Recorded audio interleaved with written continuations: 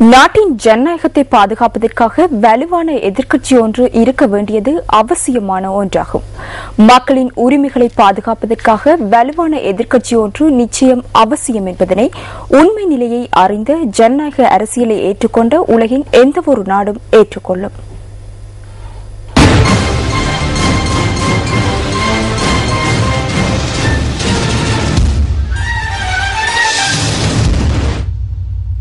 பாராளுமன்றத்தில் எண்ணிக்கை அடிப்படையில் பெரும்பான்மையை காண்பிக்கும் எதிர்க்கட்சி ஒன்று நாட்டுக்கு தேவையில்லை என மக்கள் விடுதலை முன்னணியின் அரசியல் குழு உறுப்பினரும் பாராளுமன்ற உறுப்பினருமான அனுரகுமார திசாநாயக்க குறிப்பிடுகின்றார். இதேவேளை மக்கள் செல்வாக்கு அற்ற வெற்றி பெற முடியாத குழுவுடன் இணைந்து எதிர்க்கட்சி ஒன்றை ஸ்தாபித்து தற்போதைய அரசாங்கத்தை எதிர்த்து போரிட முடியாது என ஜனநாயக தேசிய கூட்டமைப்பின் தலைவர் சரத் பொன்சேகா தெரிவிக்கின்றார். குறிப்பாக எதிர்க்கட்சியின் செயற்குழுவை நோக்குகின்ற போது பாரிய அளவில் வீழ்ச்சியடைந்த மக்களின் கஷ்டங்களுக்கு எதிராக குரல் கொடுக்காத நிலை ஒன்று உருவாகியுள்ளது. பாராளுமன்றத்தில் உறுப்பினர்களின் எண்ணிக்கையின் அடிப்படையில் ஐக்கிய தேசிய கட்சியே எதிர்க்கட்சியாக உள்ளது. எனினும் கடந்த காலங்களில் ஐக்கிய தேசிய கட்சி முன்னெடுத்த நடவடிக்கைகளையும் செயற்பாடுகளையும் ஏற்றுக்கொள்ள முடியாது. தற்போதைய அரசாங்கத்தினால் முன்னெடுக்கப்படுகின்ற கொள்கைகளுக்கு எதிராக அவர்களால் செயற்பட முடியாது. பாராளுமன்றத்தில் அதிகமான உறுப்பினர்களை கொண்ட எதிர்க்கட்சி தேவையில்லை. அரசாங்கத்துக்கு எதிரான செயற்பாடுகள் தேவையில்லை. பாராளுமன்ற எதிர்க்கட்சி தலைமைத்துவம் என்ற சம்பிரதாய பூர்வமான பதவிக்கு அப்பால் சென்று மக்களின் பலத்தை கட்டியெழுப்பக்கூடிய எதிர்க்கட்சி ஒன்றே தற்போது தேவைப்படுகின்றது. அதனால் சம்பிரதாய ரீதிக்கு அப்பால் சென்று மக்கள் பலத்தை கட்டியெழுப்ப வேண்டும். அதனால் சம்பிரதாய எதிர்க்கட்சி ஒன்றை எதிர்பார்ப்பதை விட இந்த அரசாங்கத்துக்கு எதிராக பாரிய மக்கள் அமைப்பொன்றை கட்டியெழுப்பக்கூடிய எதிர்க்கட்சி ஒன்று அவசியமாகிறது.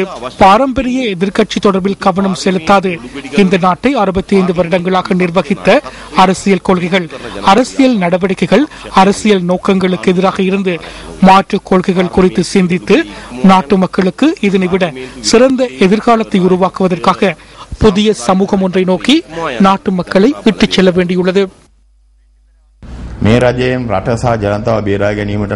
இந்த அரசாங்கத்திடமிருந்து நாட்டையும் நாட்டு மக்களையும் காப்பாற்றிக் கொள்ள வேண்டும் என்றால் வலுவான ஒன்றிணைந்த எதிர்க்கட்சி ஒன்று கட்டியெழுப்பப்பட வேண்டும்.